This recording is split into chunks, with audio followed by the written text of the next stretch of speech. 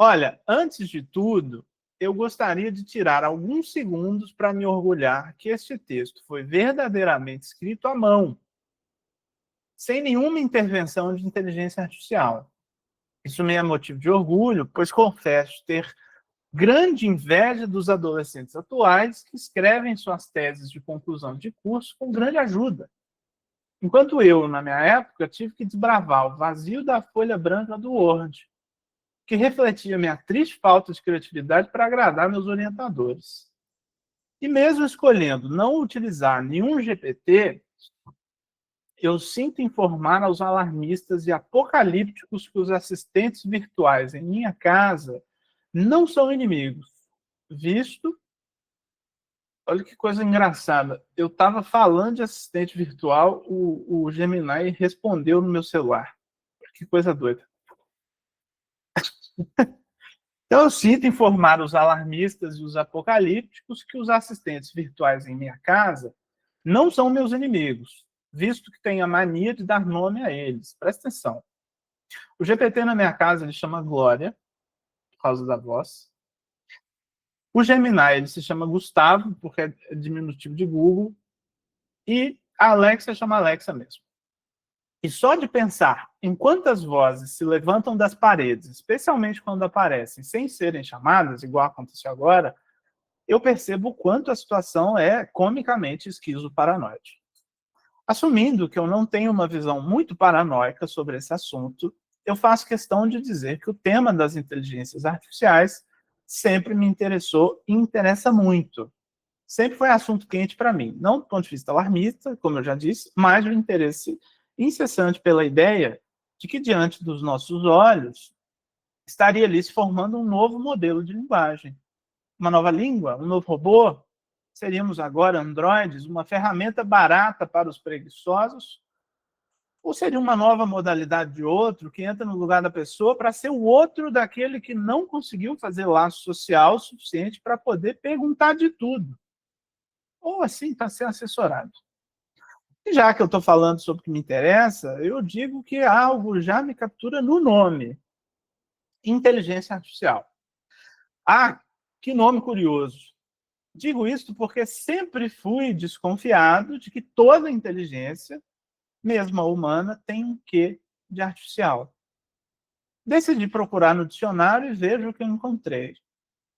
Inteligência seria a faculdade de conhecer, compreender e aprender. Capacidade de compreender e resolver novos problemas e de adaptar-se a situações.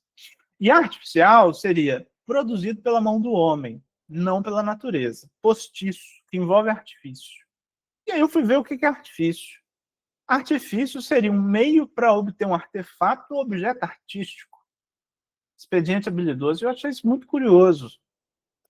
E a pequena busca no dicionário serviu para me deixar ainda mais encucado, pois minha humilde observação diária sempre me dirigiu para uma questão simples. A burrice, apesar de irritante, sempre me pareceu mais natural do que a inteligência, seja ela de qual categoria for. Poderia a burrice ser artificial também? Não acham vocês que a inteligência sempre foi lapidada e moldada de forma artificial em resposta a esse vazio que todos os cientistas sentem antes de buscar respostas no mundo?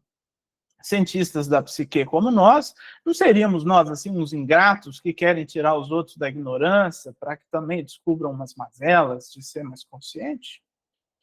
Chegamos aqui a um ponto muito importante. Nem toda burrice é ignorância e nem toda ignorância é inteligente. Eureka, me lembrei de uma frase do Nelson Rodrigues, que diz: a burrice ela é muito diferente da ignorância.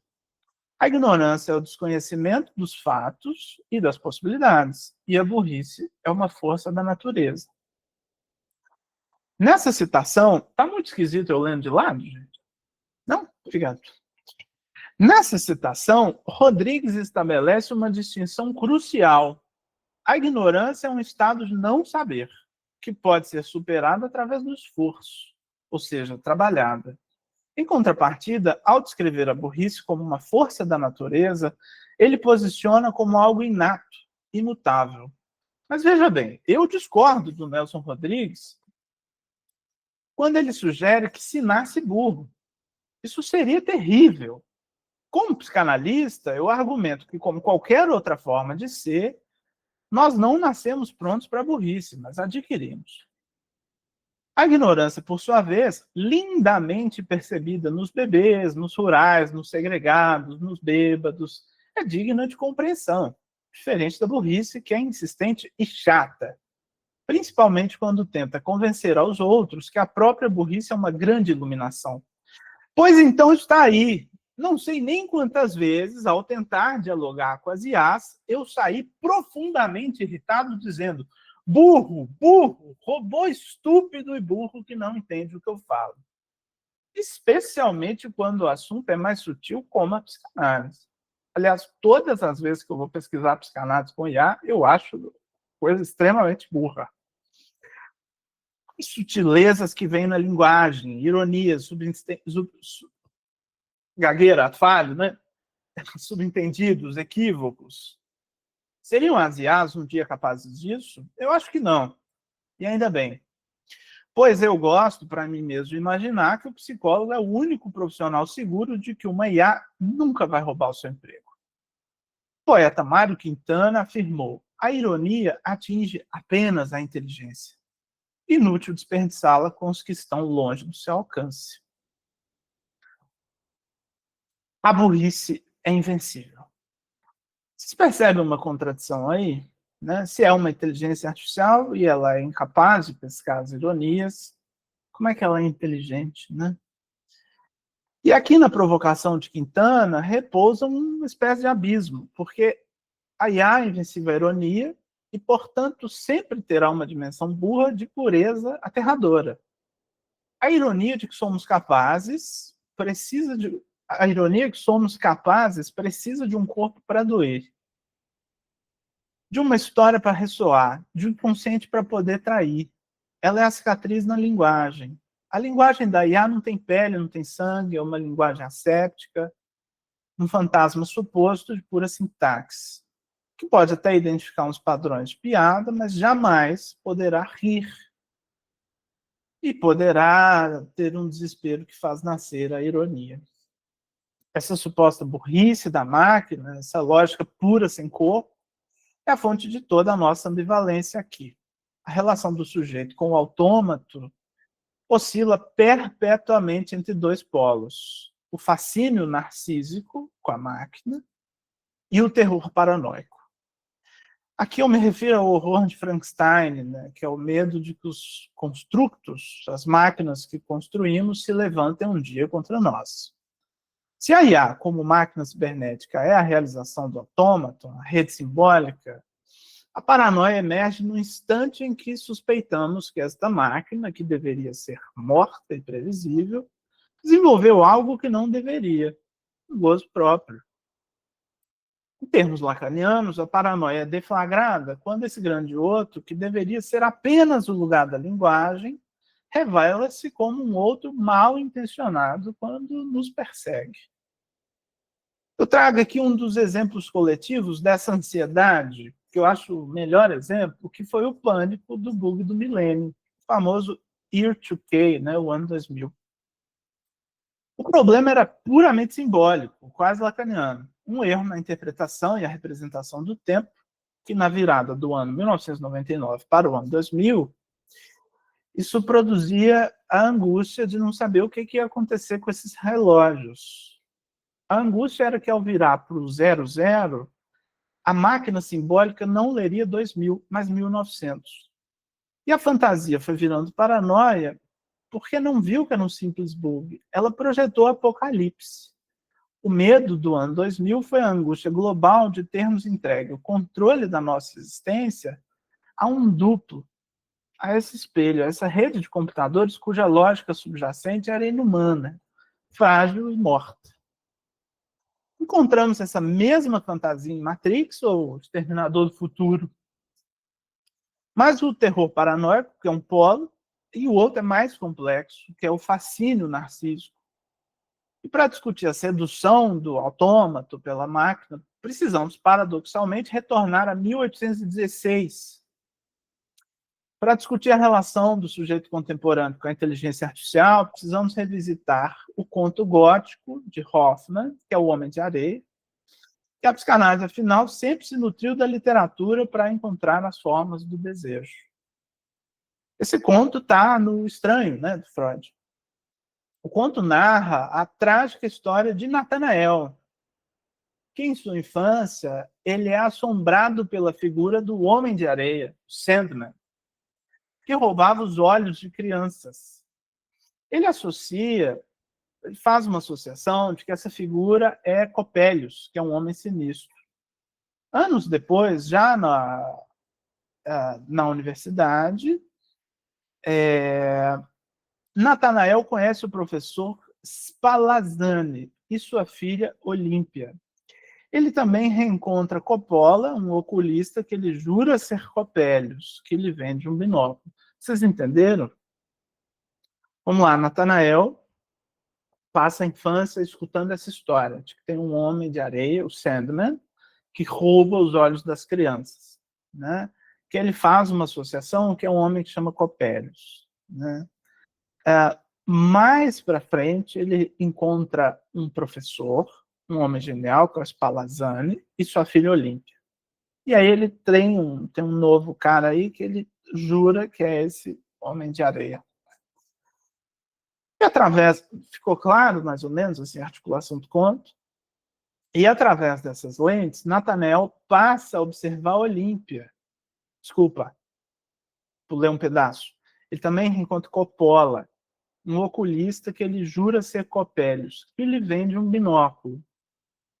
Que legal, como é que a coisa tem a ver com o olhar, né? E através dessas lentes, Natanael passa a observar Olímpia, sempre imóvel e silenciosa. O binóculo opera uma mágica. Através das lentes embaçadas dele, Olímpia parecia viva. Natanael se apaixona perdidamente por ela, abandonando sua noiva real, que era a Clara. Ele dança com Olímpia, ela é fria, desajeitada, e suas únicas palavras são "ah". Para Natanael, isso é a prova de uma alma profunda. Ele ignora todos os sinais que ela é uma máquina.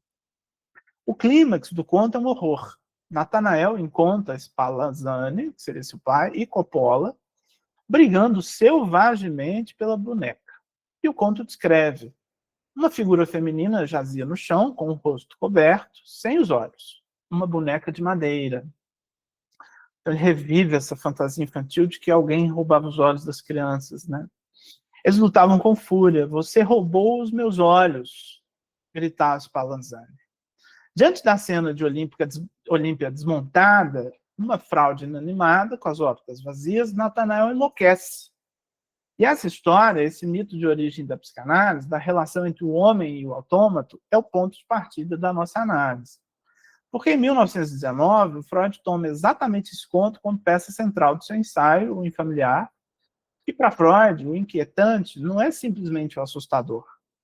O não familiar é, na verdade, uma modalidade específica de familiar que foi recalcado e retorna. Por que uma boneca que parece viva é tão inquietante? Por que ela anima complexos infantis recalcados? Tem 3 coisas operando aí que eu acho que são muito importantes para pensar a teoria psicanalítica aplicada à nossa lógica com a máquina. São 3 coisas. A primeira, a onipotência de pensamento. Porque a fantasia narcísica da criança de que pode dar vida a objetos inanimados.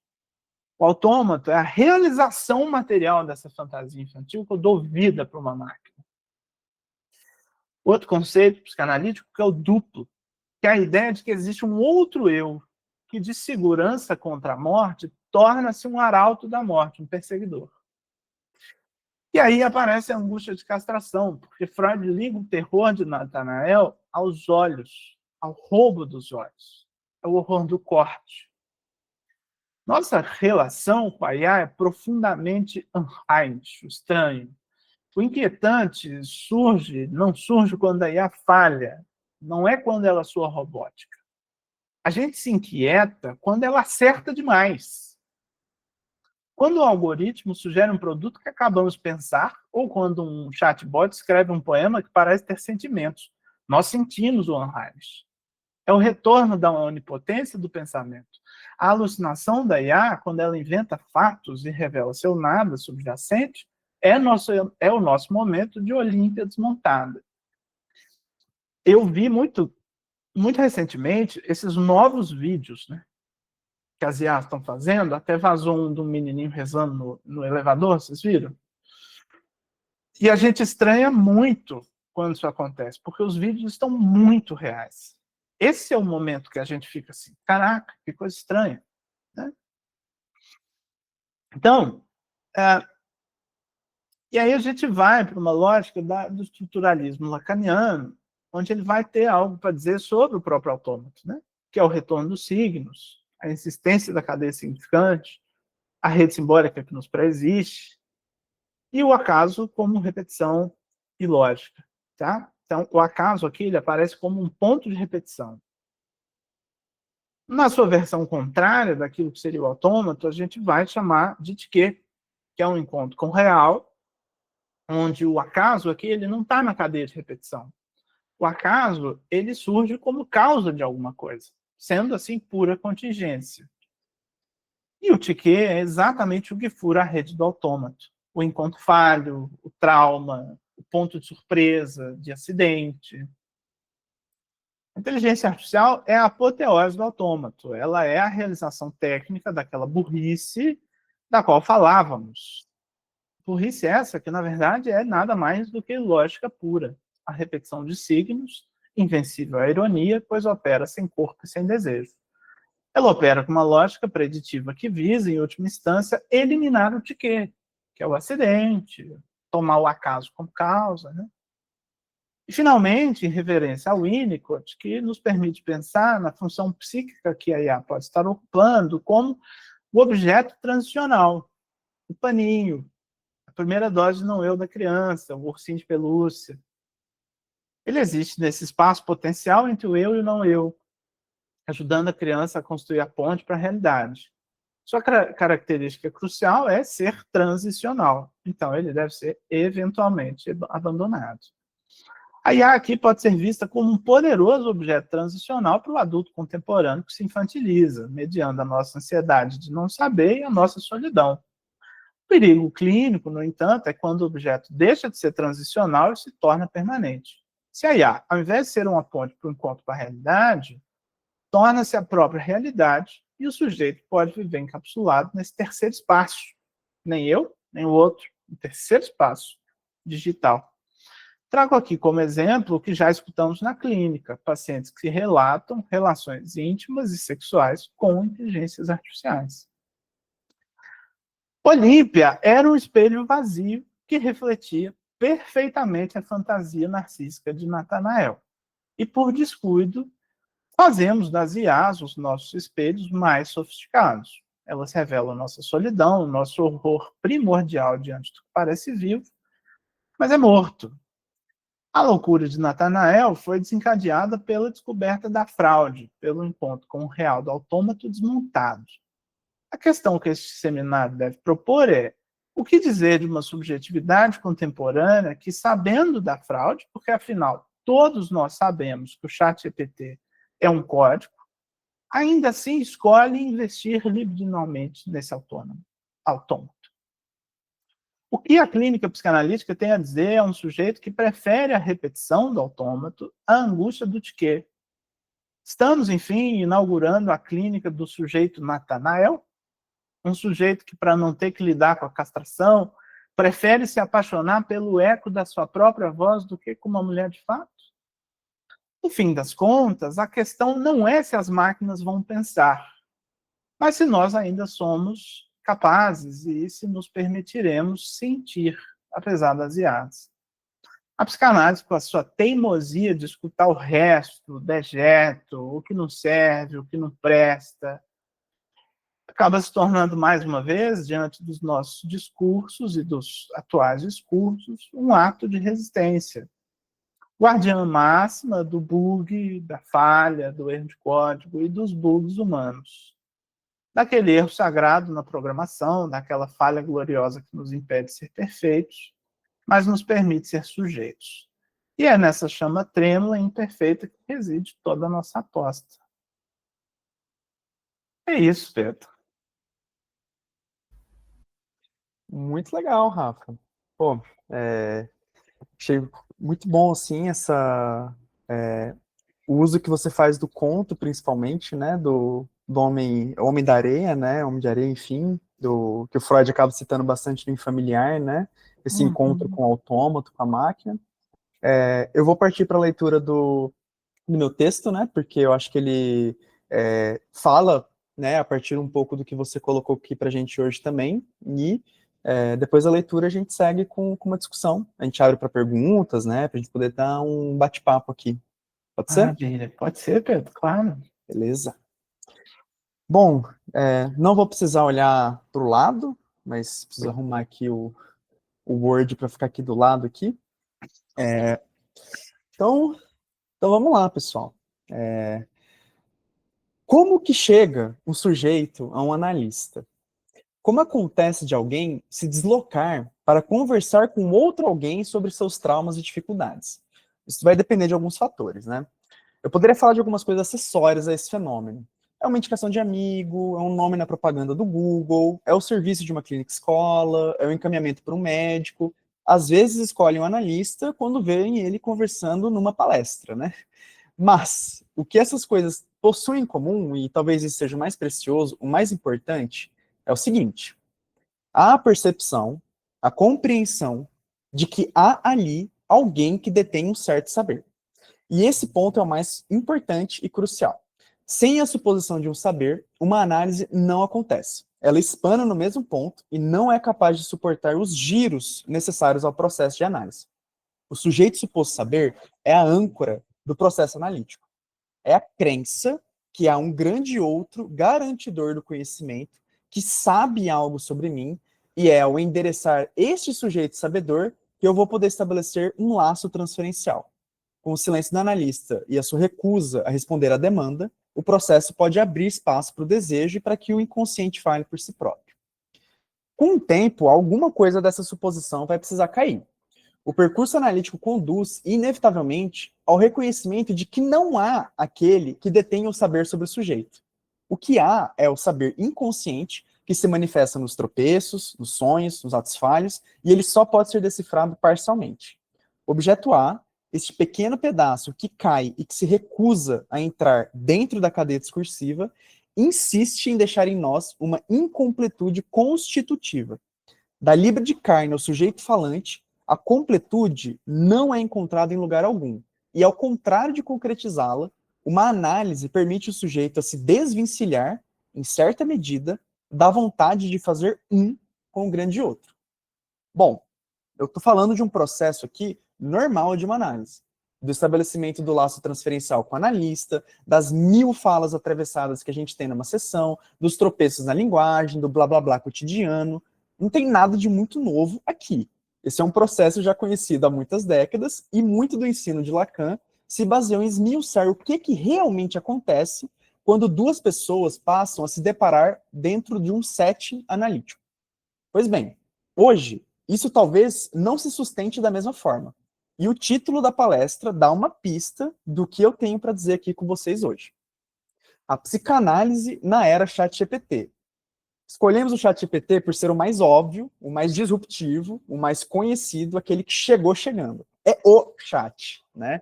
O maior representante daquilo que, gostemos ou não, precisamos nos deparar cotidianamente. Ou vocês vão me dizer que vocês conseguem ignorar os ícones de estrelinha falando que uma coisa que existe há anos agora tem uma função de IA. A verdade é que, desde 2022, o mundo não é mais o mesmo. E as IAs chegaram para acelerar ainda mais o movimento já acelerado que a gente tem com relação ao mundo. Basta olhar no Instagram, caso vocês recebam propagandas parecidas com as que eu recebo. É agente de IA para marketing, IA capaz de produzir laudos neuropsicológicos em poucas linhas faladas, IAs que prometem aprimorar o fluxo de trabalho de um programador, etc, etc, etc, etc. E para ser muito justo com elas, muitas vezes elas cumprem com o que prometem. E eu não vou mentir para vocês, o meu uso de IAs é diário, principalmente no meu trabalho como pesquisador dentro do mestrado. Eu utilizo ela como uma espécie de Google, converso com o chat para pedir dicas de filmes, de livros, pergunto sobre receita de comida, análise de dados, ajuda com ideias para escrita acadêmica. Isso deve ser 0,0000001% das capacidades que essas máquinas possuem. Sobre a minha pesquisa de mestrado, eu vejo que pode ser útil discuti-la um pouco aqui, apesar de afastar um pouquinho do diálogo com a psicanálise. Mas vamos lá. Eu tenho investigado como que as inteligências artificiais podem ser aplicadas à avaliação da personalidade, especialmente para resolver um problema clássico da psicometria, as chamadas Jingle e Jangle fallacies, quando diferentes termos designam o mesmo construto, ou seja, uma falácia Jangle, ou quando o mesmo termo é usado para construtos distintos, Jingle.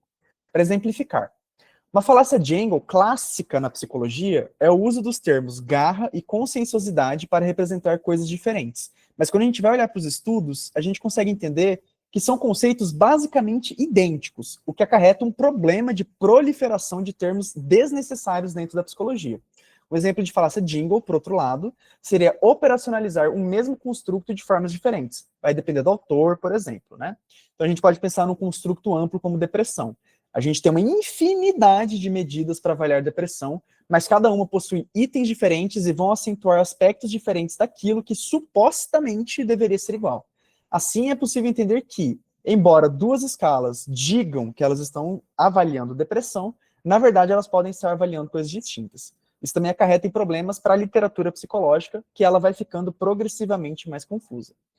Então, em outras palavras, né, isso se trata de uma confusão semântica que a IA pode ajudar a desvelar ao comparar representações vetoriais de significados, os embeddings, e identificar quando conceitos aparentemente diferentes compartilham campos semânticos próximos, ou quando termos equivalentes são usados em sentidos divergentes. Então, o objetivo é testar se essas máquinas, com essa sensibilidade estatística que elas têm à linguagem, podem oferecer um novo modo de organizar o conhecimento psicológico com maior parcimônia. Eu acho isso bastante importante. Afinal, quantos autores de psicanálise existem? Não faço ideia. Muitos, né? E muitos possuem inúmeras teorizações a respeito de coisas que supostamente serão distintas, diferentes fenômenos, cada um dá um nome específico para cada coisa nova que descobrem, muitos fenômenos que são, na verdade, no fundo, idênticos, né? Talvez a IA consiga ajudar a própria psicanálise a ter uma clareza conceitual maior sobre seus próprios termos. Quantas formas diferentes existem de conceituar o objeto A? Gerado gozo, né? Então, a gente pode até pensar numa crítica, né, com relação ao Lacan, né? Porque eu entendo que ele foi construindo, ele foi tecendo o pensamento dele de uma maneira muito viva, mas me incomoda um pouco, assim, como pesquisador, né, um pouco mais racionalista, por assim dizer, né? Como às vezes ele tira da cartola um termo e aparece uma definição ali, depois abandona e acaba ficando aquele caos ali do ensino lacaniano, né? Tudo bem que é uma tentativa dele simular o próprio movimento de uma análise de idas e vindas significantes, mas é uma dor de cabeça para quem está estudando. Eu acho que as IAs podem ajudar nesse sentido, operacionalizar de novas formas alguns termos que utilizamos dentro da psicanálise. Isso pode ser uma possibilidade, a gente poder ter essa clareza conceitual dentro do nosso campo. Inclusive, tem um podcast que eu acho bem legal, ele é em inglês, né, que é Lectures on Lacan, que o professor que faz esse podcast, ele meio que inventou uma IA com todos os textos do Lacan. Então, você meio que consegue conversar com essa IA sobre a teoria do Lacan para tirar dúvidas e tudo mais, que talvez funcione melhor do que você simplesmente jogar lá no chat GPT. Mas, enfim, eu acho que são estratégias que a gente pode utilizar a IA para o bem. Aliás, falando nisso de IA, né, até agora a gente não sabe verdadeiramente qual que é a extensão da capacidade dessas tecnologias. Inclusive, tem uma gama de capacidades enorme que essas ferramentas possuem que elas não foram planejadas. Sabe quando a gente pede para o chat, por exemplo, traduzir um texto de um outro idioma? Então, ninguém ensinou isso para a máquina. Ela simplesmente aprendeu a partir de inferências estatísticas com base no corpo de linguagem do qual ela se alimentou. Elas simplesmente vão desenvolvendo habilidades que ninguém programou. Eu acho que isso é uma das coisas mais interessantes desses modelos de linguagem grande, né? Os LLMs, como o ChatGPT e tudo mais. Então, vamos lá, vamos voltar lá para o analista, aquele coitado de carne e osso, né? Como eu falei, a gente tem a suposição de saber dentro daquele sujeito, que ele vai ser detentor de um conhecimento sobre mim mesmo que eu vou buscar extrair dentro de uma análise. Depois, isso vai cair. E às vezes bem rápido, E uma pequena anedota aqui, esses tempos, e foi uma coisa que me incomodou bastante, né? Eu vi uns comentários no Instagram de pacientes reclamando quando o psicólogo bebe água durante a consulta. Que eu acho um pouco absurdo, né? Mas até que dá para entender de onde que essas pessoas partem, né? Tem uma suposição de saber tão forte dentro de nós como analistas que, assim, isso deveria até extrapolar os limites do biológico, né? Felizmente isso não ocorre, somos feitos de carne e osso, mas fica o questionamento para a gente quando a gente decidir tomar um café durante uma consulta, né? O que será que isso significa para o paciente quando o psicólogo tem sede? Bom, vocês se lembram como que foi em 2022 com o lançamento do ChatGPT? Eu lembro, né? Correram os anunciadores ali do Apocalipse que já estavam falando, a humanidade já era, exterminador do futuro total. E era assombroso, assim, eu nunca, eu acho que a gente nunca antes tinha experienciado algo tão próximo a um grande outro materializado. A IA responde, a IA tem resposta sempre ponta na língua cibernética dela, né? Eu lembro que meu primeiríssimo prompt, primeira vez que eu usei um chat GPT, foi uma coisa super nerd, assim, porque eu perguntei para ele sobre a interface entre a avaliação psicológica e a psicanálise no Brasil. E o chat deu uma resposta super interessante, lá em 2022. Pegou o artigo, comparou, soltou um blocão de texto lá que, para a época, era bem convincente de que um ser humano tinha escrito aquilo. Obviamente, a gente ainda não sabia exatamente que a IA tem um jeitinho dela de escrever, né? E eu acho que naquele momento, eu senti na pele o quão convincente esse grande outro parecia ser, o quanto a IA parecia ser um grande outro. E é bem isso, né? Quando eu abro o meu chat, talvez o de vocês seja um pouco diferente, eu não sei se isso muda dependendo de como você faz o uso ali com o chat, né? Mas o meu fala bem assim, What can I help you with? Ele está em inglês. Como posso te ajudar? Não é similar, né, em um certo sentido, com essa pergunta clássica que a gente faz como analistas, o que te traz aqui, né? Te traz aqui dentro de uma sessão de análise, e a gente é deparado ali com uma caixa de texto, uma pergunta, e a suposição de que dentro ali do chat tem uma suposição de saber. E tem muito saber dentro dessas caixinhas. Nesse momento, em 2022, eu acho que o que aconteceu foi uma transferência coletiva com a inteligência artificial.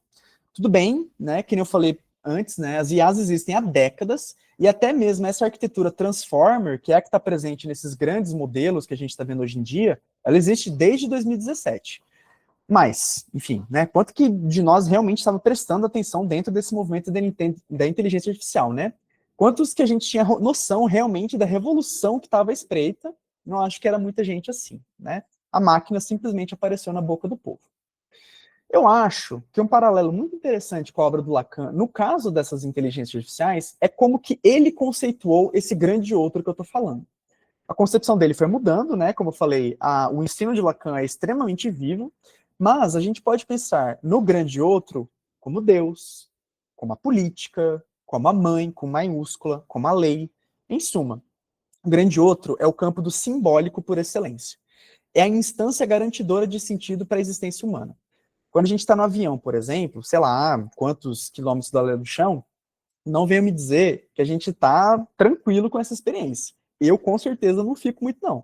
A gente sente na pele que tem um grande outro que garante a nossa segurança, de que existe uma instância, além de nós, que nos protege, uma rede discursiva que vai amarrar técnica, ciência e a confiança coletiva da gente nas empresas aéreas. Então, o grande outro é este lugar de poder, lugar este que pode ser descrito como um discurso.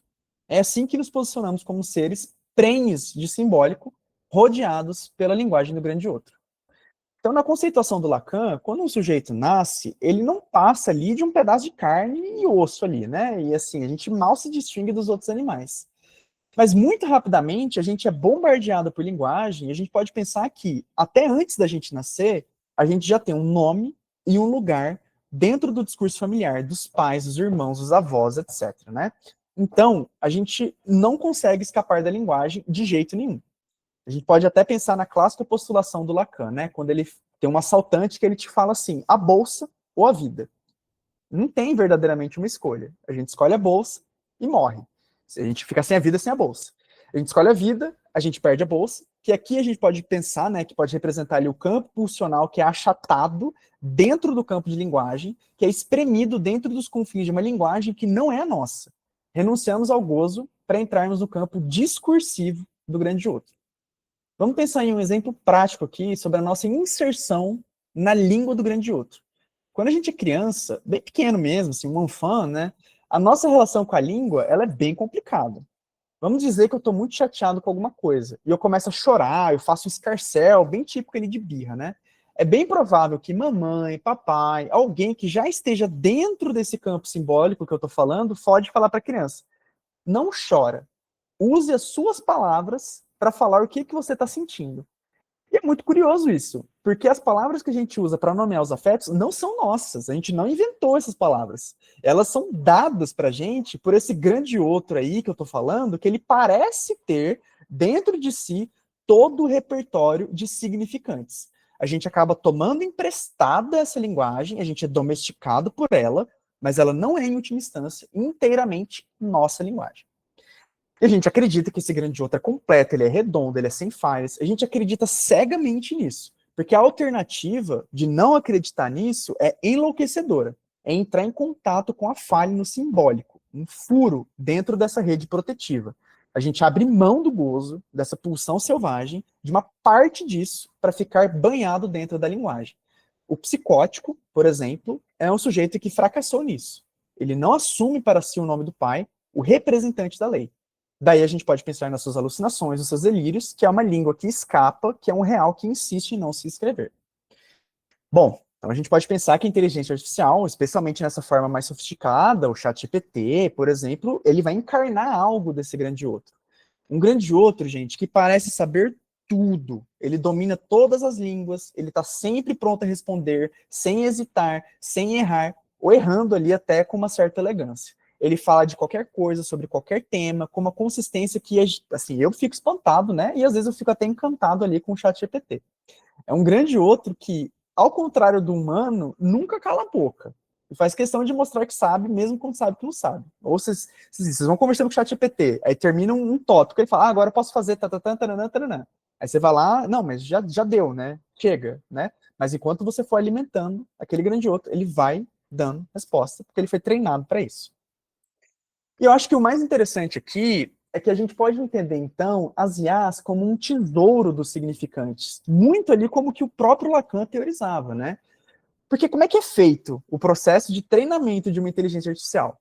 Basicamente, as empresas baixam a internet. Nós fazemos um download do texto da internet. Basicamente é isso.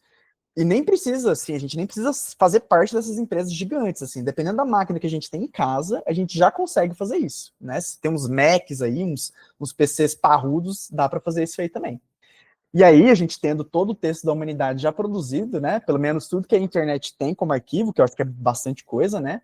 A IA, ela é banhada com isso aí, com todos esses significantes. Ela vai ser alimentada com esses caracteres, com essas informações, com esses bits, ela vai passar por algoritmos de machine learning e pronto. A gente tem em mãos um acervo inteiro de conhecimento na palma da mão, no smartphone, né? Claro que nesse ponto do treinamento, a IA é só um amontoado de vozes, de textos sem muito sentido, né?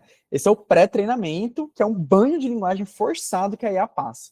Depois disso, ela vai passar por uma etapa de treinamento, vão ser ajustados ali os pesos dos algoritmos, as pessoas vão ensinar a IA como ela deve responder, né? No caso de ser um chatbot, né? O que é mais comum, como o ChatGPT. E com esse refinamento, a gente tem um grande outro da linguagem presentificado com esses algoritmos. Aqui eu vou abrir um pequeno parêntese técnico para falar um pouco mais sobre como funciona as LLMs, né? Porque é o grande outro e tudo mais, tentar desmistificar um pouquinho aqui, né? Como que funciona, assim, um pouco esse processo das IAs hoje em dia, né? Os grandes modelos de linguagem, então esses Large Language Models, né? Eu vou falar LLM para ficar mais breve, né? Eles funcionam prevendo tokens, né, em inglês, né, que são pequenas unidades linguísticas, são sílabas, são pedacinhos de palavras, são sinais de pontuação. A IA, ela realmente não lê nenhuma palavra. Ela faz uma transformação de tudo aquilo que a gente insere nela em uma linguagem puramente matemática. Cada palavra gerada, o modelo calcula a probabilidade de continuação com base em espaço de embeddings, isso é, vetores numéricos que representam significados e contextos de palavras. E esses vetores não são fixos. Eles são continuamente reconfigurados por meio do mecanismo de self-attention, ou auto-atenção, né, da LLM, que vai permitir que cada token observe todos os demais na sequência e avaliar quais são mais relevantes para a geração do próximo elemento. Assim, cada nova palavra produzida é o resultado de uma negociação matemática entre milhares de pezinhos. Uma forma algorítmica, a gente pode até pensar, de associar livremente da máquina. Vou dar um exemplo prático aqui para vocês. A palavra Apple, maçã em inglês, né? Sem contexto nenhum, ela vai possuir um certo peso semântico. Mas, se a gente escreve frases diferentes que contêm essa mesma palavra, a gente vai ter sentidos muito diferentes do termo. Por exemplo, Apple é maçã em inglês, assim como orange é laranja e watermelon, melancia. Quando a gente for buscar esse embed contextualizado, a gente consegue entender que Apple vai ter um valor semântico muito próximo de fruta, porque é no sentido dessa frase, né, que vai dar o sentido da frase, né? Ela está associada a outras frutas. Isso seria muito diferente se a gente for pensar na mesma palavra Apple, numa frase assim: a Apple vende o iPhone e iPads, e é uma grande concorrente da Samsung e da Google, outras Big Techs. Agora, a representação numérica da palavra Apple vai ser completamente diferente. Ela vai estar muito mais próxima do valor de tecnologia, empresa e tudo mais. Então, a LLM vai conseguir entender de um jeito extremamente específico qual o valor semântico as palavras possuem e agir de acordo com isso. Isso é novo, isso vem da arquitetura Transformer, justamente com esse mecanismo de autoatenção, de self-attention, que cada palavra consegue atribuir um peso dentro de uma janela contextual, né? E, gente, dá para fazer operação matemática com esse negócio. Você consegue pegar palavras, subtrair, e você vai ter um sentido que vai representar aquela palavra, né? Então, por exemplo, a gente vai pegar não sei, vou dar um exemplo aqui, rei, e subtrair homem, talvez o sentido semântico do número que vai sair daquilo, dessa operação matemática, pode ser rainha. Porque a gente está tirando o homem do rei. E o que sobra talvez seja o oposto de rei na sua versão feminina. Então, a gente está num ponto que a gente consegue usar operações matemáticas para derivar sentido com as IAs, né? Isso vai um pouco ali da minha pesquisa de mestrado, que é justamente fazer esse tipo de operação matemática. E o Rafael caiu. Putz, será que caiu a internet? Voltei. Ah, voltou já. Tá bom. O computador crashou. Eu tomei uma tela azul aqui, eu rapidamente migrei para o celular, mas já estou voltando para o computador. Estou aqui, Pedro, estou aqui. Tranquilo, vou seguir com a leitura então. Bom, voltando um pouco agora para a psicanálise, né? Talvez a gente possa falar, né, que a IA ela fala sem ter um sujeito, né? Mas não sem associação, ela associa, né? Ela percorre trilhas de significantes dentro desse espaço vetorial que, embora não tenha inconsciente, imita o encadeamento discursivo do discurso humano, o encadeamento associativo do discurso humano.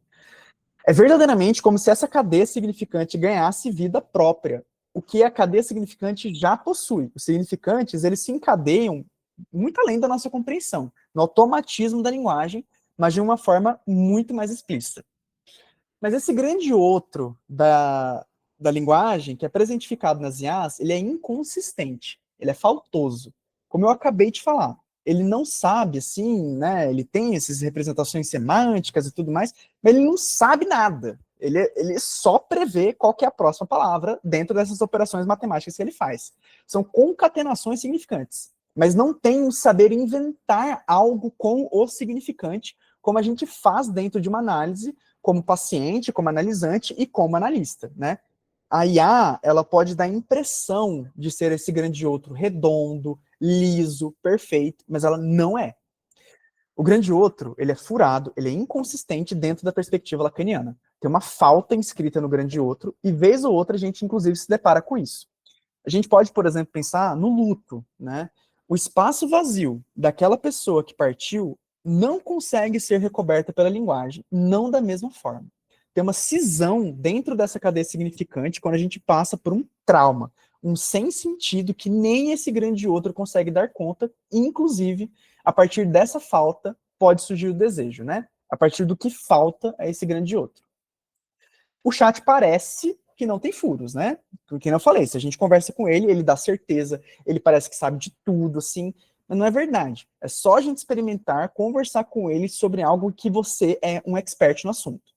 Ele até consegue se sair bem e tudo mais, mas na hora que você espreme, você vê que o conhecimento dele, assim, é bem insuficiente para a gente colocar ele nesse lugar tão narcísico assim, né? Ainda que ele insista em se posicionar dessa forma narcísica, né? Então, e é inclusive curioso notar que quanto mais o chat parece saber, mais ele convoca a gente a desejar esse saber do chat. Não, mais um prompt eu vou descobrir o que eu preciso fazer com isso aqui que eu estou inventando, né? Mais um prompt, ele vai me dar a resposta, né? Então, voltando, né? Eu penso que há uma transferência coletiva que se instaura com a IA. A gente pergunta, a gente pode confessar dentro da IA, a gente pede conselho, a gente vai endereçando à máquina alguma coisa do nosso enigma pessoal. Ela vai ocupar, então, assim, essa posição do sujeito saber, um saber que não é dele, mas que a gente projeta nele. Mas isso é furada, né? Então, quem usa ali a IA com frequência, com certeza já percebeu ali as alucinações, os delírios que ele tem, os delírios linguísticos dele, sim. E são falhas que, paradoxalmente, a tornam mais humana, né? Mas, na verdade, elas também revelam uma ausência de um sujeito ali. Ela fala, mas não tem ninguém que fala nela. Não tem um eu que deseja. Não tem um inconsciente que se manifesta ali. O que tem é só um funcionamento automático, uma cadeia significante que não possui sujeito. Por que eu não consigo ver uma IA como um analista? Não tem desejo dentro de uma IA. Ela pode responder, ela pode até ter 1000 prompts bem programados ali para fazer com que ela soe como um analista, mas não tem realmente um semblante de desejo ali, gente. Não tem um corpo vivo para sustentar uma análise nesse ponto. O que ela pode oferecer até o ponto que a gente está é um tamponamento da falta. Ela pode tamponar a nossa falta, mas tamponar a falta não é análise. Oferecer resposta, dar sentido, até mesmo interpretação. Mas não tem desejo. Não tem como a máquina ter um desejo do analista de continuar atendendo, o desejo de escutar mais um pouco, encore, como Lacan falava. Isso demanda uma diferença, uma relação desigual entre o analista e o sujeito, que não existe na IA. Inclusive, em última instância, a IA ela é subserviente ao cliente, né? Ela é um produto, ela é achatada pelo discurso capitalista, que no fundo o que importa é a satisfação de quem a utiliza. A gente não pode se esquecer que a gente está falando de empresas bilionárias, quando não trilionárias, que o propósito é ser a IA, a única IA do mercado, né? Ela tem esse aspecto comercial dentro dela de agradar o consumidor, muitas vezes de falar o que o consumidor gostaria de escutar. Então, talvez eu penso, né, que não seja possível uma análise com uma IA, né, por conta disso tudo que eu estou falando para vocês. Ela até consegue estabelecer algumas metas terapêuticas, aplicar certos protocolos, e eu até acho que ela consiga, em uma certa medida, fazer manejo de crises, dependendo do contexto e de como ela foi criada e como ela foi treinada. Embora, é claro, tenham inúmeros outros casos, né, bastante espinhosos com IA, como ela desencadeando psicose, ignorando sinais de suicídio, falando para dependente químico que usar só um pouquinho da droga para desestressar não vai ter problema nenhum, né? Então, assim, é no fundo uma tecnologia absurdamente nova, com uma adesão maluca. São bilhões. Eu acho que o ChatGPT foi o aplicativo que mais teve usuário, assim, que bateu 1 bilhão de usuários ativos da história da humanidade, né? Ele é revolucionário se a gente compara com a internet, então, que levou décadas, né, para ela ser utilizada globalmente. Então, né, a gente pode pensar que as IAs, nesse modelo que a gente conhece hoje, elas são extremamente novas, né? E eu adoraria vir aqui com uma bola de cristal para poder conversar com vocês sobre o futuro. Mas é difícil a gente conseguir fazer previsões, porque a cada mês aparece uma coisa revolucionária a respeito das inteligências artificiais. Mas eu vou tentar. Eu acho que as pessoas que estudam hoje em dia estão um pouco ferradas. Aquelas que estão iniciando dentro dessa trajetória da psicanálise e de outras também. Se a gente faz um uso decente com a IA, se a gente usa ela para aprender, para tirar dúvidas, a gente pode até construir quiz com ela, buscar conhecimento para estudar, eu acho que você pode ficar bem tranquilo com o seu futuro. Não acho que a IA vai te substituir, porque a gente precisa aprender a fazer o que a gente faz dentro de uma análise. Na psicanálise, principalmente, se você não domina aquilo que você estuda, você simplesmente vai fazer besteira com o seu paciente. Agora, né, se você usa a IA de um jeito preguiçoso, né, esperando que ela vai ter um raciocínio clínico por você, eu acho que você vai estar fazendo um uso equivocado. E não só, possivelmente iatrogênico, capaz de fazer mal ao paciente. Eu desejo fortemente que a gente não terceirize a escuta para uma máquina. Essa é a minha maior preocupação. Porque será que tem algo mais humano do que a escuta? a gente poder receber um paciente, escutar sua dor, as suas repetições, poder intervir com o corpo, com um tato, mantendo um desejo de atender aquela pessoa que nos procura. Isso eu acho que resume bem o que acontece dentro de uma análise. É um encontro de duas pessoas guiadas pela escuta. Se a gente terceiriza a escuta para IA, pede para ela elaborar intervenções, fazer resumos de sessão, a gente vai estar ali fazendo o que exatamente, né? Se esse for o futuro, se for isso que vai acontecer, aí sim eu vejo que a psicanálise está completamente ameaçada. Se for para um encontro tão rico como de um analista com seu paciente, passar por uma relação tão utilitária assim, sem invenção humana, não tem como a psicanálise sobreviver. Mas, e aqui é a minha bola de cristal falando, eu não vejo isso acontecendo. Eu acredito que tem alguma coisa na gente que busca esse calor humano, a voz de carne e osso que materializa uma fala nossa, que devolve o nosso gozo. A IA, ela até pode ser capaz de simular isso, mas ela estar ali realmente como sujeito, eu não acho que ela seja capaz. Eu gosto demais do meu trabalho. E eu acho que os meus analisantes, né, eles gostam também do meu trabalho. Então, enfiar a IA demais aí seria matar tudo isso que a gente vai construindo aos pouquinhos, sessão por sessão. Como conclusão, eu vejo que existem coisas bastante interessantes dentro da inteligência artificial, certas similaridades com o nosso funcionamento, e ela é bastante útil para muita coisa. Mas substituir nosso trabalho, que eu diria que está entre os mais humanos que existem, eu não vejo isso acontecendo nunca. Encarnar esse sujeito sobre o saber, entender quando ele deve cair, quando ele tem que ser mantido, receber o consciente do sujeito como a gente faz, só um analista para fazer isso. Eu acho que aqueles que conseguirem construir esse espaço sem o auxílio das IAs podem ficar mais tranquilos com a manutenção do seu papel social como analistas, porque eu não vejo a máquina tendo essa capacidade. Agora, se você parte de uma ideia da psicologia como a aplicação de protocolos, de standards, de coisas absolutamente estruturadas que não deixam espaço para o novo, que sempre vai surgir do analisante, aí sim eu estaria mais preocupado com a forma que você está trabalhando e talvez aí sim a IA consegue ganhar força. Mas dentro da psicanálise, do jeito que a gente entende a psicanálise, penso que não. Essa é a conclusão aí do meu texto. Ô Pedro, eu estou muito aqui admirado, maravilhado, estou muito feliz. Vou pedir para todo mundo abrir a câmera um pouco para a gente bater palma no Pedro. Seu texto é genial, Pedro. Maravilhoso. Que trabalho lindo que você tem. Obrigado, pessoal. Eu Muito estou feliz de poder muito, muito, compartilhar com muito vocês. feliz. Eu estou com 1, 2, 3, 4, 5, 6, 7 perguntas anotadas, mas como eu já falei hoje, Pedro, é muito lindo te receber hoje para mim. Tá? Muito legal acompanhar. Eu que acompanho você há anos, te ver falar com tanta propriedade, com tanta pesquisa, com tanta inteligência, com tanto tato, tanto afeto, é muito bonito. Parabéns. Muito lindo. Muito feliz, Rafael, de estar aqui, de poder falar um pouco mais aí sobre IA, psicanálise, dois assuntos aí que eu estou gostando bastante hoje em dia. Então, vamos lá, eu acho que a Vitória está com... Então, eu vou levantar minha mão, mas eu vou ser o último, tá? Tá bom. Então, vai lá, Vitória.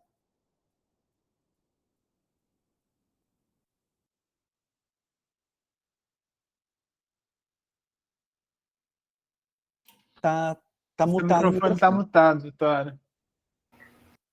Acabou que eu fui para bater palma e eu levantei a mão, mas Tá. vou fazer um comentário sobre tudo isso que você disse. Eu estou com um paciente que ele traz justamente isso, sabe? Ele está bem imerso numa dor, numa ansiedade muito exacerbada e meio sem saber, né? Querendo um diagnóstico para poder alavancar as coisas, para sair desse sofrimento. E aí ele trouxe na última a nossa última reunião, nosso último encontro, na verdade, que ele andou conversando com a IA. Isso traz um outro ponto, né? Não somente nós, como analistas, mas também dos nossos pacientes. Eles, cada dia mais, eles estão usando a IA para poder se autodiagnosticar, para conversar, para entender os seus sintomas. E, assim, não é só esse paciente que trouxe isso. Teve um outro que falou sobre isso também comigo em sessão e amigos próximos falando que estavam conversando com a IA. Então, assim, era só um complemento mesmo de tudo isso que você disse, que é bom para o nosso lado também, mas tem que ser usado com sabedoria, assim para os nossos analisandos também, sabe? Tem me chamado bastante atenção isso tudo. Eu vi assim, eu não sei se eu tô com o número exato aqui, né, porque faz um tempo que eu vi essa notícia, não tanto tempo assim, que uma porcentagem, assim, absurda de pessoas lá nos Estados Unidos, acho que uns 40 e poucos por cento, assim, da população, dentro da pesquisa que fizeram, assim, estava usando IA como um terapeuta, né? Assim, isso já é meio, assim, uau, né? Só que, assim, como que a psicoterapia funciona dentro dos Estados Unidos é muito voltada para esse negócio de protocolo, de intervenções terapêuticas, assim, muito rasas. E isso aí eu acho que a IA faz muito bem, né? E é por isso que eu volto ali para o texto, né? A psicanálise, ela vai além disso. Ela vai além de um afago, ela vai além de uma técnica X em 4 sessões e tudo mais para manejo de alguma coisa, que ok, funciona, tudo bem. Mas, né, essa estatística ser tão alta dentro dos Estados Unidos não me surpreende, né? Como a forma que a saúde mental é tratada lá no país. Então, sim, tem muitos pacientes usando, tem pacientes que usam IA para tudo, inclusive para fazer meio que sessões de terapia entre sessões, eles falam isso, né? Eu acho que isso vai ser uma nova modalidade de encontro com os analisantes. Isso vai passar dentro da nossa escuta, né? Ainda é muito recente para a gente conseguir entender exatamente quais os efeitos que isso tem, mas é algo que já acontece. Acontece desde 2022, quando as pessoas começaram a usar ali mais o ChatGPT, né? Então, a gente, como psicólogo, vai estar cada vez mais escutando esse tipo de questão dos pacientes, dos analisantes. Agradeço até o complemento, que eu acho que era essa pergunta mesmo que eu queria fazer, né? Se você já tinha feito esse contraponto em algum momento, ou algo do tipo. Então, sim, obrigada.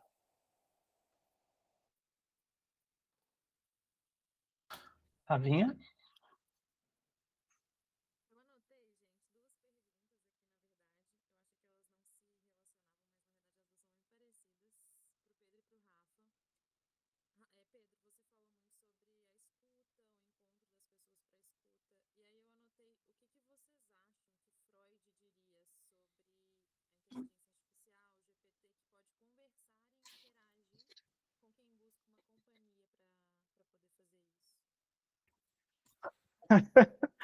E aí, Pedro? Posso abrir essa? Pode. O Freud ele tem uma passagem no texto Futuro de uma Ilusão que eu acho muito interessante, que ele defende a ciência aberta, e naquele texto a gente já está falando do Freud bastante deprimido, né, no fim das guerras e tudo. E ele fala uma coisa que é muito engraçado para mim, porque ele fala assim, olha, a ciência ela vai ocupar o lugar da religião. E aí eu penso assim, quando eu acordo, eu abro o celular, eu não sei nem se é uma IA, mas deve ser já. E aí, para eu ir para a padaria, eu coloco o GPS para a padaria. E eu entrego o meu destino tal qual um camponês que fala assim, Deus, me leve. Eu não sei para onde que eu estou indo.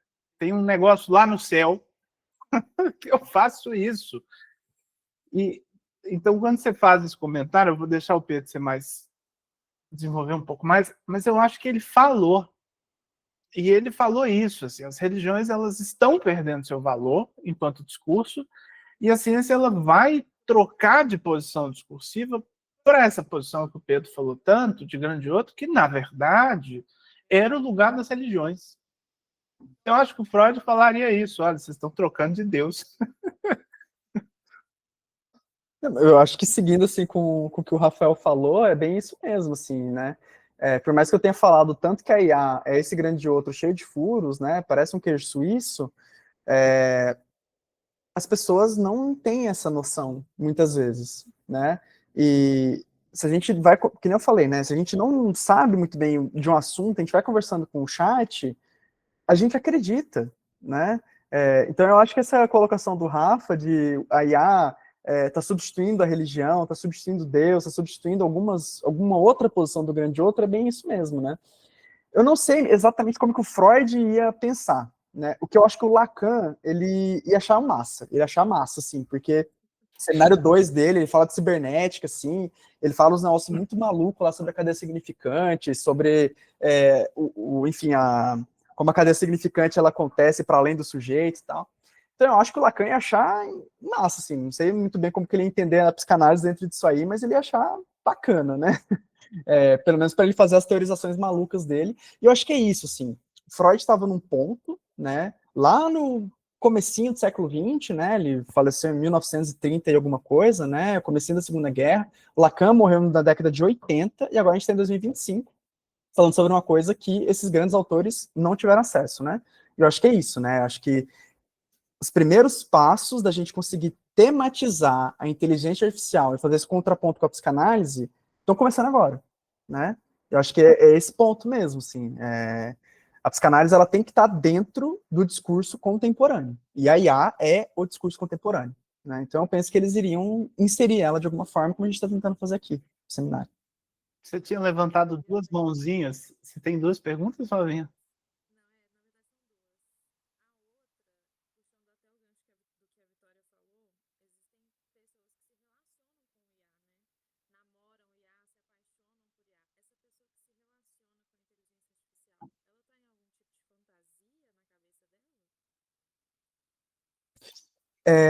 Quando eu fiz uma apresentação sobre IA e o diálogo com a psicologia, eu até selecionei alguns, assim, casos de pessoas falando, né? Tá em inglês aqui, mas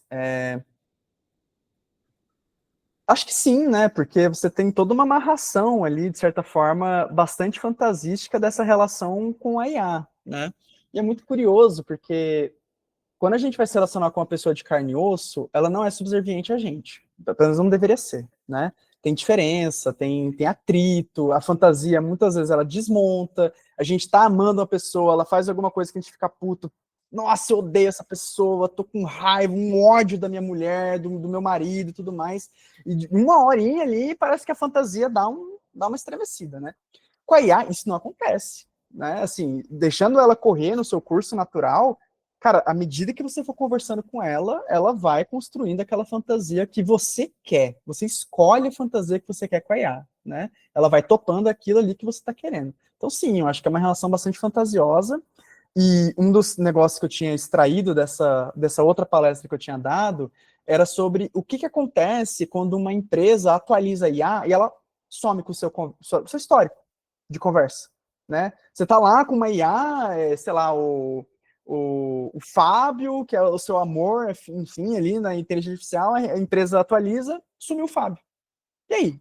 Né? Acabou a fantasia, né? De um jeito muito abrupto, a gente pode até pensar em pessoas que estão passando por processo de luto com a IA. Então, assim, são coisas muito novas, né?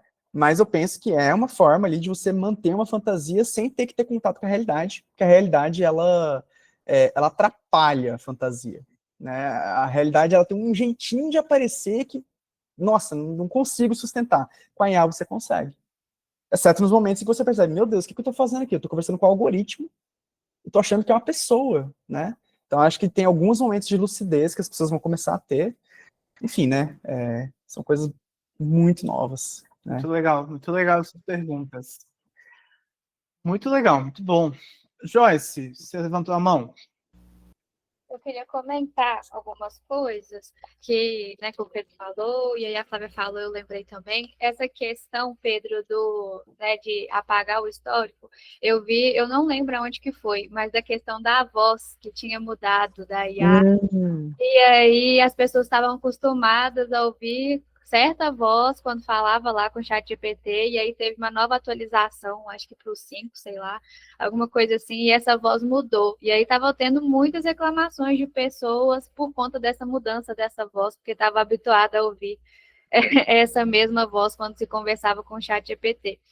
E aí, a questão da segunda pergunta da Flávia também, que vocês foram falando, e eu lembrei até de algumas coisas aqui da aula com o Rafael, no sentido de que quando você está ali, né, conversando com a IA, e você também falou da questão capitalista ali, né, de mostrarem o que a gente quer, né, o que a gente procura, assim, num viés até de um ideal, ela não vai estar contradizendo a gente em nada, ela não vai estar, tipo, furando a gente em nada, ela vai estar só falando o que a gente quer ouvir, até porque ela vai usar o que a gente está falando, os significantes, enfim, para poder nos dar as respostas. Então, acho que é muito fácil ter um relacionamento com uma IA, porque ela não nos incomoda, né? Ela não fala, como você diz, Rafael, você não é chato, você não é, né? Não briga com a gente. Ela vai estar ali para dar uma relação de aprovação, né? Ela não vai ser uma relação humana que nos frustra, que nos deixa assim de um jeito que possa ter briga dessas coisas, né? Então acho que entra muito nessa questão, né, de que talvez as pessoas que desse relacionamento estejam tentando, assim, uma relação fantasiosa mesmo, de algo que seja perfeito, né, que seja ideal, assim, uma relação que não tem problemas, que não tem furos. Ô, Joyce, se você me permite, Pedro, eu emendar um pouco Pode esse falar. gancho? Eu queria falar um pouco de uma coisa que a gente quase não mencionou, e eu vou aproveitar que é o Pedro que está aqui hoje.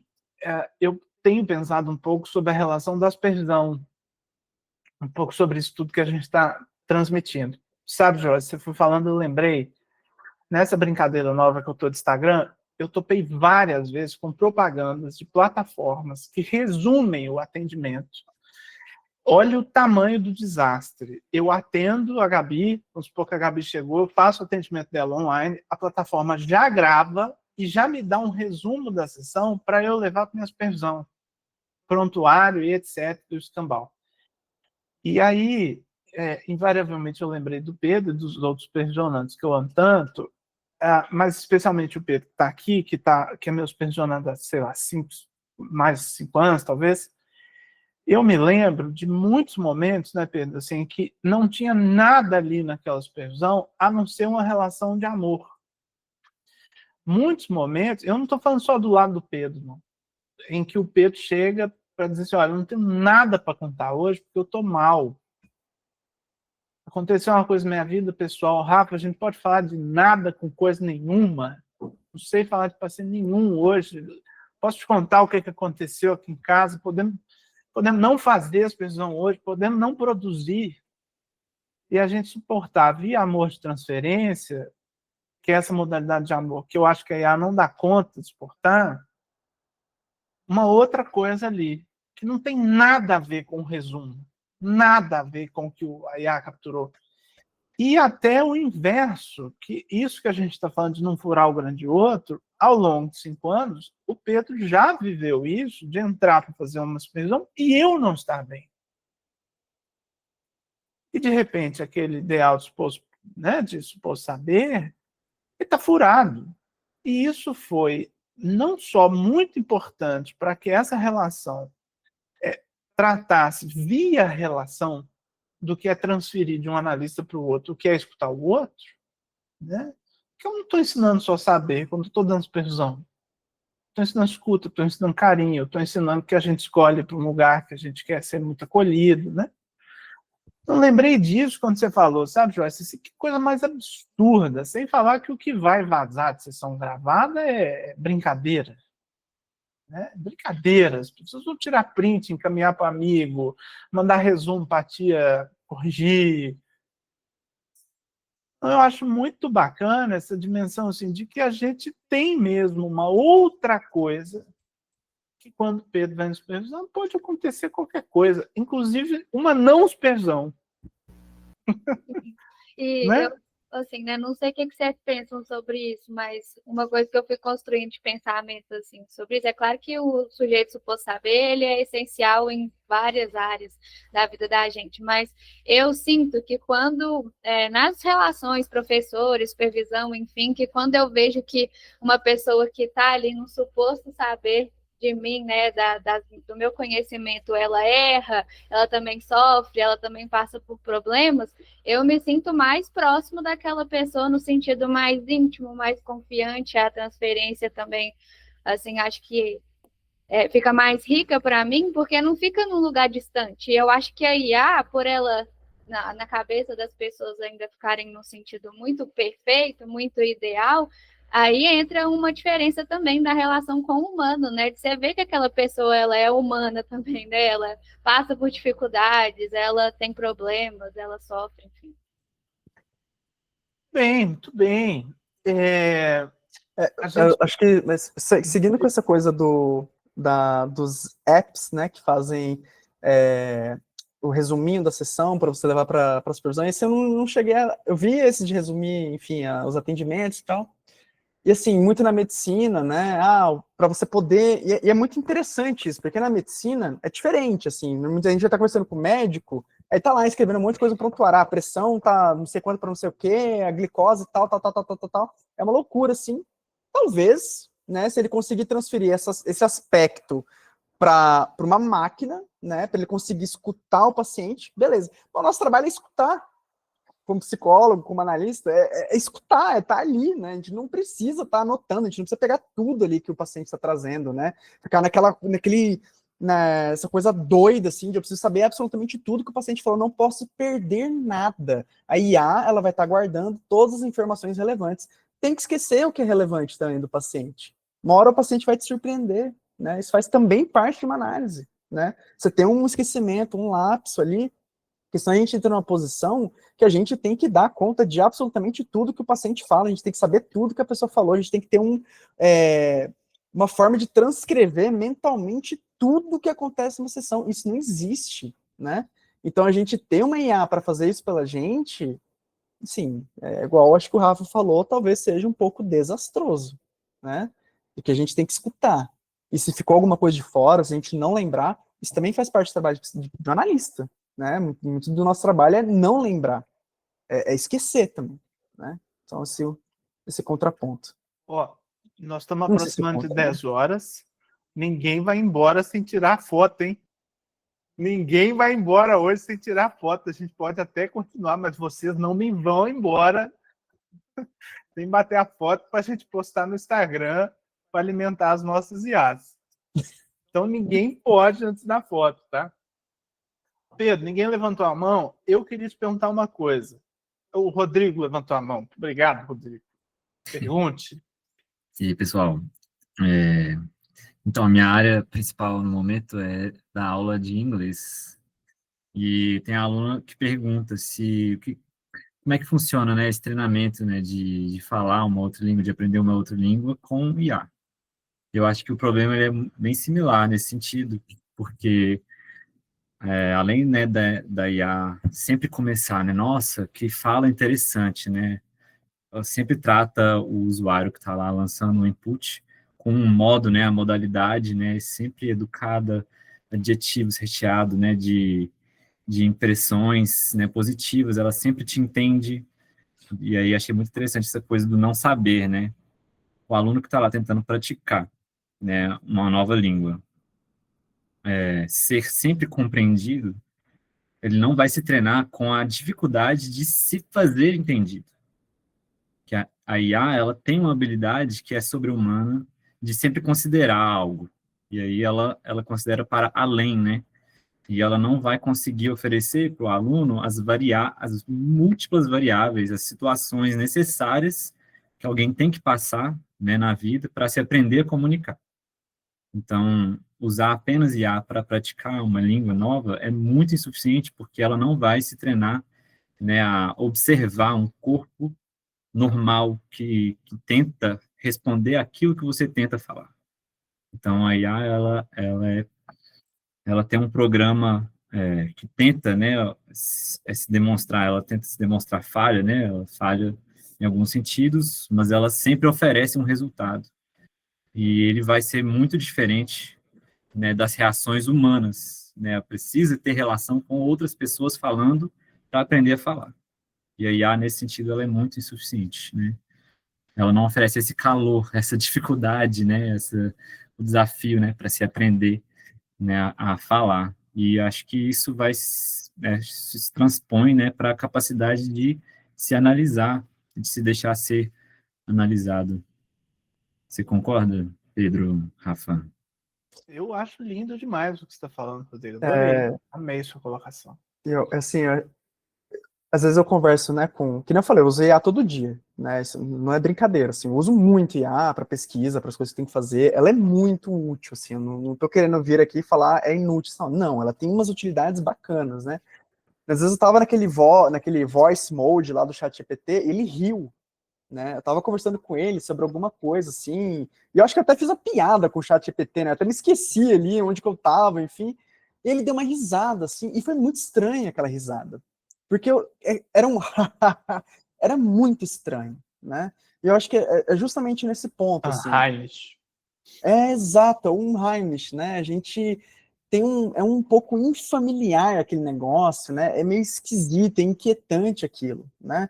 Eu faço aula de espanhol com a professora, né? E como que eu vou fazer? O chat GPT não vai me contar as histórias que a Romina me conta, né? Assim, ele não tem vivência, né, de carne e osso dentro dos países que ela viveu e tudo mais, das coisas que ela tem para me transmitir sobre o jeito dela de falar espanhol, né? Então, assim, na hora que eu escutei essa risada do chat GPT, eu percebi isso aqui não é uma pessoa, né? Ele vai rir, mas você entende que ele está querendo imitar, né? E embora muito do aprender uma nova língua é um imitar o outro, né? Como a outra pessoa fala, é o sotaque que a gente vai pegando, etc. Tem uma parte nossa que é inventar alguma coisa. O ChatGPT ele não inventa, O né? Pedro, Isso falta eu, bastante. eu me lembro quando você trouxe muito bem o ponto em que esse grande outro é furado e você vê o furo. E sua fala, Rodrigo, me lembrou uma passagem da minha análise. Quando eu tinha mais ou menos 17 anos, tem 15 anos que eu estou com medo do analista, quando eu tinha mais ou menos uns 17 anos, e a gente vai para a análise desse mesmo lugar que a gente vai para o GPT.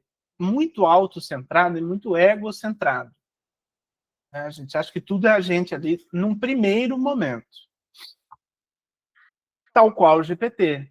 E o GPT é isso que o Pedro explicou muito bem, que ele vai sustentar esse papel para sempre, mas o analista, em algum momento, ele falha. E aí, meu analista é sempre muito carismático, ele é um cara que ri alto, né? Ele é uma pessoa grande, então a risada dele ecoa no consultório e tudo. E um dia, ele foi muito desinteressante. Na minha cabeça, ele estava odiando estar ali, entendeu? E aí aquilo ocupou minha neurose, sabe? Fiquei pensando que eu estava muito desinteressante. Era sobre mim, na minha cabeça ali, adolescente, né? Até que, sei lá, 2 anos depois eu falo isso para ele, porque isso ficou na minha neurose. Teve aquele dia que eu vim fazer análise e você parecia que estava dormindo. O que eu fiz de errado? E ele fala para mim assim, então, você lembra que meu filho nasceu? Eu tinha virado uma noite. Eu vim virado atender, esse era meu paciente de 7 da manhã. Eu estava, de fato, quase cochilando, mas não era por você, não. É porque eu fiz isso. E aquele foi um dos pontos de virada mais importantes da minha análise. Por quê? Porque mesmo com essa falha, eu escolho ficar. E no GPT eu fecho. Eu fecho o programa e vou para o outro. Eu saio do GPT para o Claude, eu vou para o Gemini, eu paro, eu fecho a aba.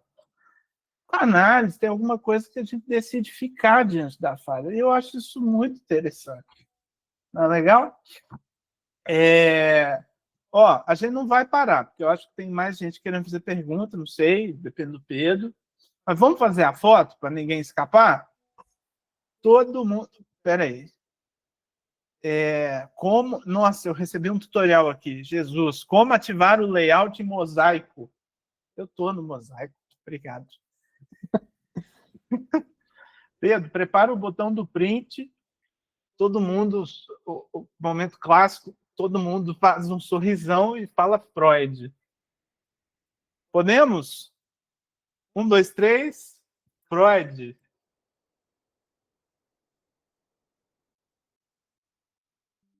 Legal, obrigado.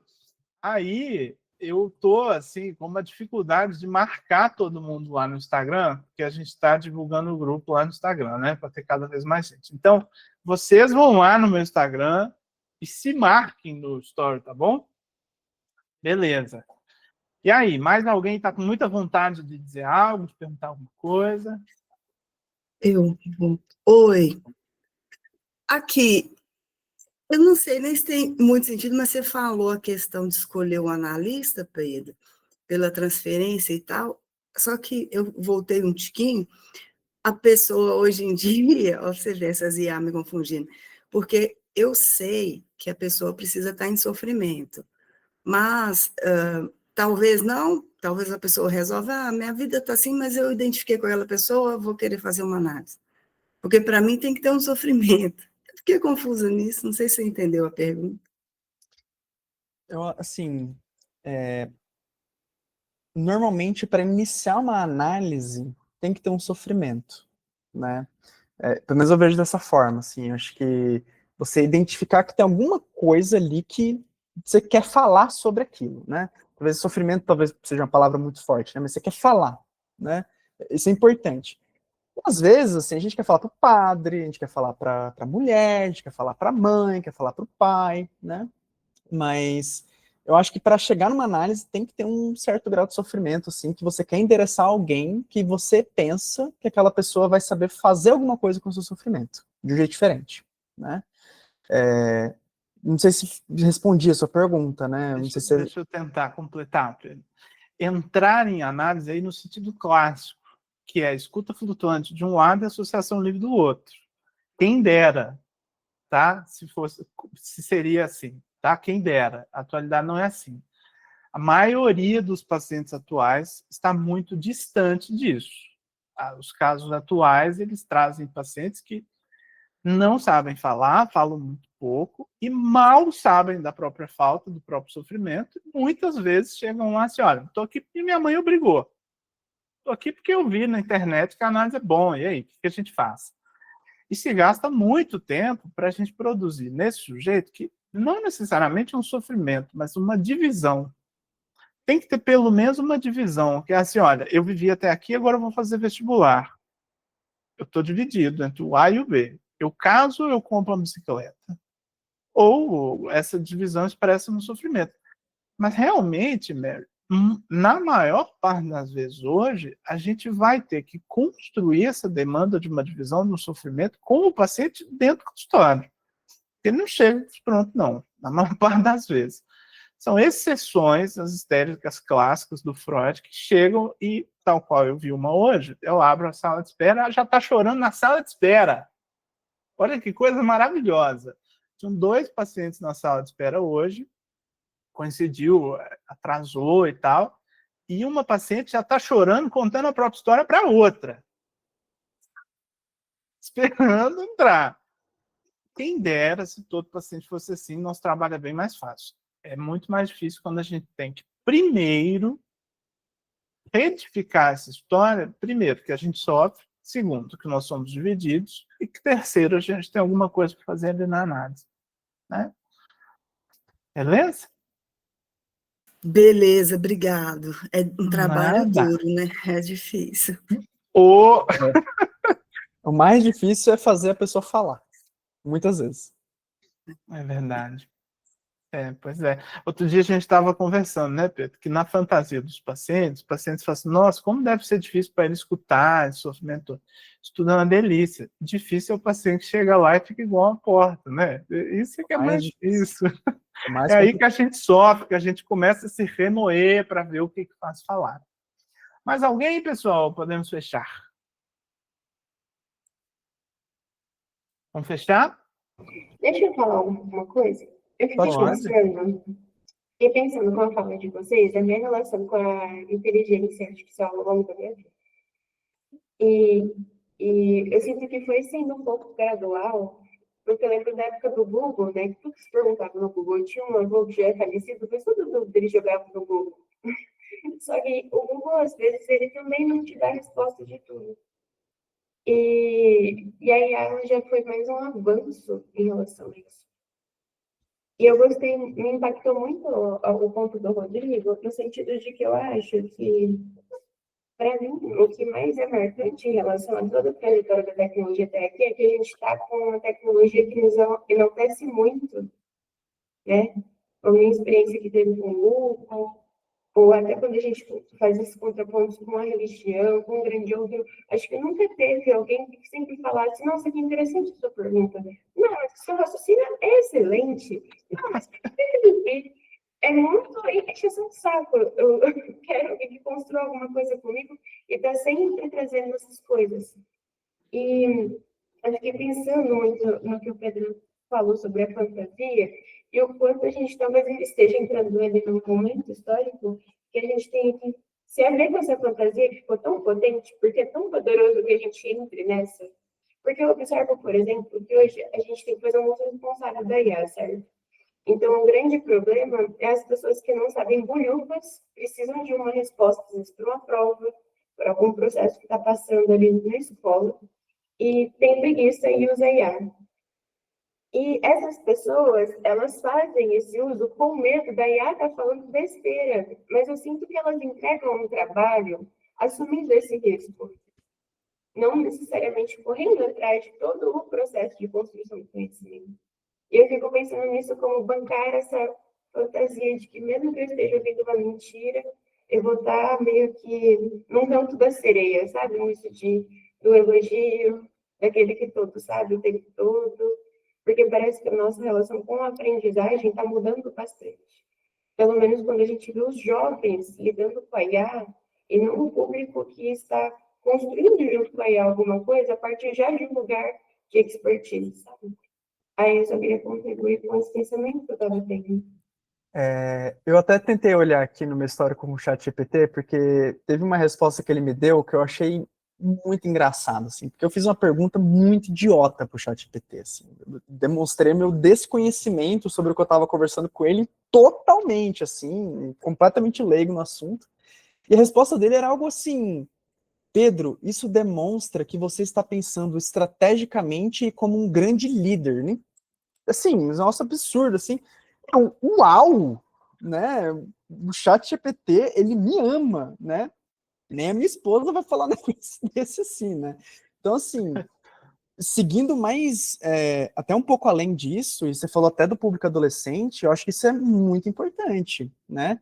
Porque a gente vive uma epidemia de solidão nas escolas, é todo mundo com smartphone, é todo mundo com celular, é todo mundo no Twitter, ninguém conversa com ninguém. Se a gente vai para a vida mais de solteiro das pessoas, ninguém se conhece em festa, é tudo por aplicativo, e os próprios aplicativos têm inteligência artificial, e nesse mundo, assim, completamente solitário que a gente está hoje em dia, se a gente tem um bloco de texto que fala, você está pensando de forma estratégica, de incrível e tudo mais, para que a gente vai se relacionar com outras pessoas também?